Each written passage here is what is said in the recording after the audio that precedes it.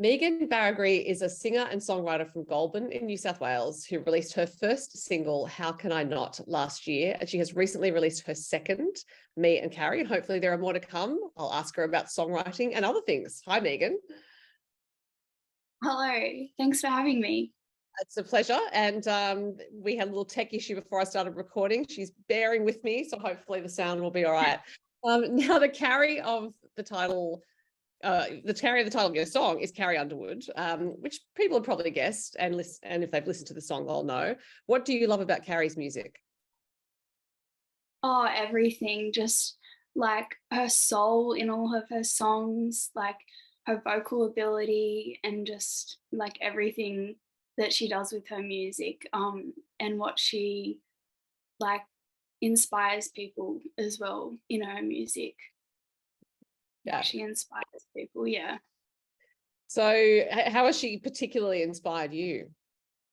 In so many ways, like I love her, like her powerful like messages, but also like her powerful voice, like her presence on stage, like her, like she's touring with like Guns N' Roses right now, like that's just so cool. Like her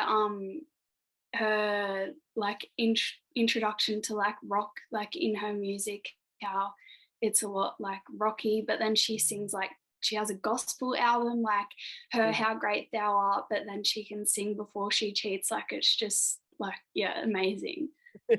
I saw her on tour with Keith Urban in Sydney a few years ago. And so she was a support act for that. I'm sure in the United States, it's probably the reverse. But yeah, she was a powerhouse. She just came out and Yeah, owned I it. yeah, I also went to that concert in Sydney. I was right up the front, and yeah, like ever since then I was like, yeah, amazing. Yeah. Yeah. So, it's one thing to love an artist's music. It's quite another to write a song about them. Obviously, Kaylee Bell wrote about Keith Urban and got to sing it to him on The Voice. So what was that a direct inspiration for your song about Carrie Underwood? Yeah, I think not even intentionally. Like I just, when I first started writing it, I had literally the first line like never gonna have his last name, and I was like, oh, like that's Carrie Underwood's song. And I just like was looking at a few of her songs and was like, I wonder if I could do this, and then thought of like the other songs like Keith, like by Kaylee Bell, and then more like well-known ones like Keith Whitley, like by Morgan Wallen, which like a lot of people know, like in the US and stuff like that. Even songs that aren't directly like related to one artist, but like Song for Another Time by Old Dominion. Like I've always just loved the concept of that and the aha moments like when listening to songs like that. So I didn't have the intention straight away, but after that it definitely like, yeah, inspired me, and I had a lot more like love for those songs and a lot more like respect, because it's a hard thing to do. So yeah. Yeah. I think writing a song must be very hard. I've never even attempted it because I think it's too hard. So when you actually set out to write the song, did it take you a while to come up with exactly what you wanted to say? I imagine there were probably a few different directions you could have gone in with it. Yeah, definitely. When I first wrote it, just like by myself in my room, it definitely had a different story. It didn't even like mention Carrie's name. And then when I went to the studio to record How Can I Not, with Alex Mather, it's actually quite a funny story because I never was going to show anyone. Like I showed my dad and my partner, and they just didn't really like, they understood it but like didn't appreciate it as much, so I kind of just put it on the back burner and was like, oh, like I'm not really going to think about that again. So the first day I went to the studio with Alex, the power went out, so we sat outside and did some workshopping just on How Can I Not, and then we were waiting for the power to come back on, and I said, oh, he was like, what other songs do you have? And I said, I have this song, like I think it's kind of lame, but like I showed him it and he said, that is amazing. Like you definitely, like all you need to do is change the hook, touch up a little few things in the chorus, and yeah, we did that, and it turned out to be Me and Carrie, and I love it. It's interesting to think that, but for that power going out, you may Yeah. never have thought to present it to him, because you may not have had the time, I guess, because you would have gone straight into working on How Can I Not if you the Yeah. power had been on and all that kind of stuff. But did it teach you something, I guess, about listening to your intuition about a song? Because as you said, your dad and your partner were like, no, no, no, but you felt you were onto something. Yeah, yeah. When I showed it to him, he was like, there is something about that, like you can like if you work on that, like it can become something.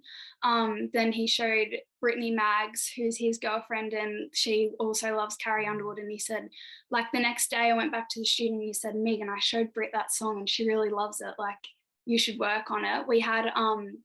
We did everything for How Can I Not, and then he was like, just kept mentioning the Carrie song, and he was like, I think we should do a demo for that, because we had some extra time in the studio after recording How Can I Not, and then we did the demo and I fell in love with it, so then I went back to record it. Yeah, fantastic. So how long ago was that you recorded it? We did that in November of last year. Okay.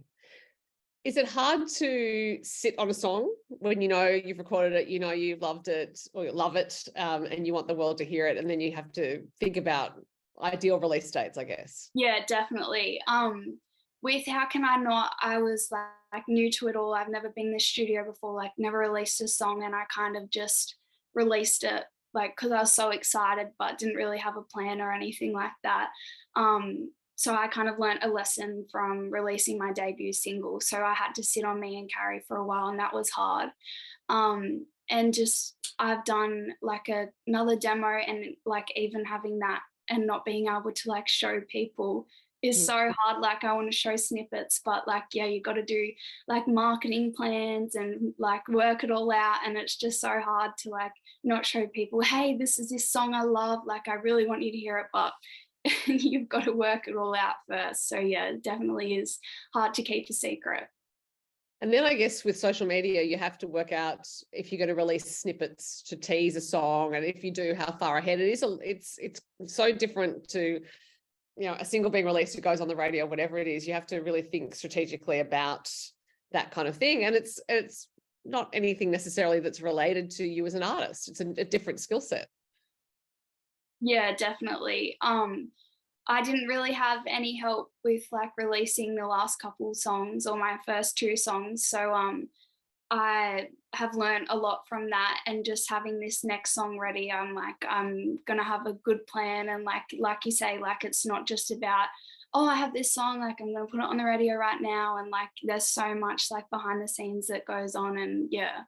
Yeah. So yeah, whenever I talk to artists who are managing themselves, which is what you're doing, and taking care of everything, it's a very complex process, and it seems to change a lot.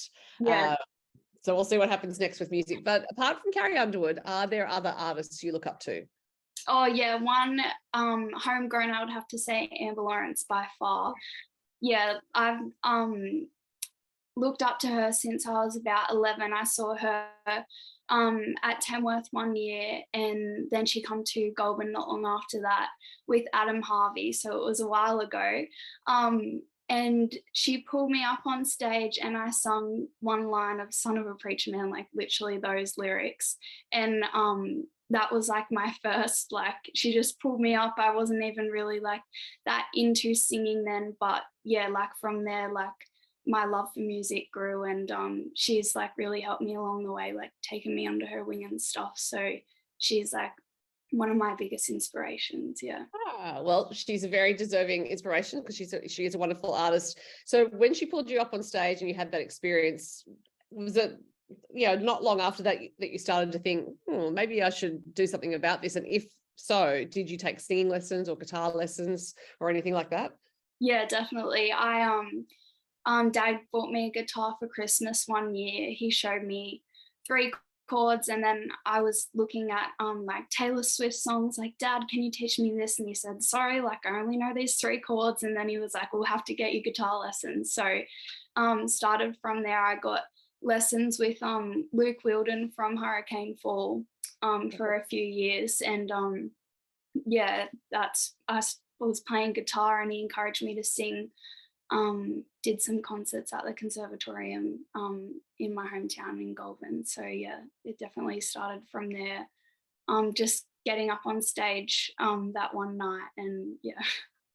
Amber well, she probably does know what she started because you've been in touch with her since. But how fantastic is that? It's like one experience, and look at what it's turned into. Yeah, definitely. And now, like, it's crazy to think that, like, ever since then, like, we've kept in touch. I did like little mentoring sessions with her, even went to hers and like did work experience in her office and stuff like that. So yeah, I'm very grateful. So your father taught you the three chords. Is there anyone else in your family who's musical, or is this something that's come out of the blue for you all? My dad's side of the family is pretty musical. Like, I've always grown up listening to music, like listening to Kicks on the radio in the car and just singing with my cousins when we'd get together. My first time I ever busked in Tamworth was with my cousin. And then after that, I busked a few more times and busked once with a friend. So yeah, like definitely like singing like with family and friends. Yeah, all the time. So do you enjoy busking? Yeah, I love it. Yeah. I think it's quite terrifying. I feel like doing it with my cousin was definitely like very like helpful, because I wasn't just all alone like as a 11-year-old like throwing myself out there, like, because it's quite a big thing, especially to do it for the first time at the Tamworth Country Music Festival, like probably the biggest busking like thing that there is to do. So yeah, definitely having family and friends around to help with confidence and stuff like that, and also just to sing with people was Good fun. yeah. So will you be back busking next year, or are you actually looking to book gigs at next year's Tamworth? I am looking to book gigs. This year I played Fan Zone Stage and the Toyota Tailgate. So that would be a fun thing to do again this year, because that was so much fun. Yeah. So you mentioned that you had, you did some singing at the conservatorium in your hometown. So clearly you developed as a singer fairly quickly once you made a decision to do that. Did you find that you had a voice there waiting for you once you started? Yeah, you guess you could say like I've always, like, I was singing before like dad ever bought me the guitar, and then I probably like the guitar, and then experiences like getting on stage with artists like such as Amber Lawrence definitely brought out like, oh, I can do this, and seeing artists like Amber and people like that, you can be like this is a job, like this is like you can make this dream a reality. So yeah, definitely. So when did you write your very first songs? Oh gosh. I've been writing since like a really young age. Started probably just as poems in my notebook, and then like learning the guitar, I put music to it. But I still remember like a lot, actually, like when I think back on it, a lot of like the very first songs I ever wrote. Like some of them, like I have to give like credit, but some of them I just think, oh my gosh, what was I thinking? Like I was 11 years old, like I don't drive a car, like It's pretty normal though, right? Like you try to write about things you're seeing. And there are a lot of car songs in country music. definitely, yeah. So was country music always the right genre for you, or did you dabble in pop or rock or anything like that? Oh, definitely. My dad's just country like through and through. So that's what I've grown up with. Shania Twain, CDs, Lee Kernigan, everything like that. But yeah, like coming in, I like with the inspiration of pop music and stuff like that. But it's always been country. Yeah, no question. When you do write a very catchy tune, which made me think there might be a pop influence there, is that something that you believe you have instinctually, or is it a craft that you've been working on? I think I don't even realize, but like it's not an intention. Like I, like you could say, I listen to Miley Cyrus a lot, like Taylor Swift growing up. Like Taylor Swift was like the first songs I learned on guitar. So definitely like even though she's like country, like she started out as country, but like you can look at her now, like, yeah, it's that kind of same thing, like listening to Hannah Montana and stuff growing up. So yeah, definitely like that influence on my music and on my writing. So I understand you play a few gigs in your local area, so probably in town, outside of Goulburn as well. A little bit, just the Goulburn and like surrounding areas. Like, I'm in a band called Brew, and we do a lot of pubs and clubs. Like, in the Goulburn area, we're playing like a wedding in Gundagai soon. So yeah. Do you enjoy being in a band? I do. I love it. I don't play guitar in the band, so it's good to like step away from my instrument and just really perform. I've like learnt so much. I've been with them for a year, but not just having the guitar in front of me, like, yeah, I've learned a lot. I really enjoy like connecting with the crowd. I feel like I can, yeah, do that a bit more without having the guitar in front of me. Yeah, because I guess some artists might love having the guitar between them and the audience. So Yeah. the first time you actually didn't have to play the guitar, did you feel a bit nervous? Or was it just instantly, yeah, I like this? I think it was a good change because like I wasn't used to it, but I was excited, like it was new, and I knew I would learn a lot of skills from it, just like connecting with the audience and performance wise, and just being on stage in general. So yeah, it's been a great experience and opportunity to be able to be a lead singer in a band like that. Yeah.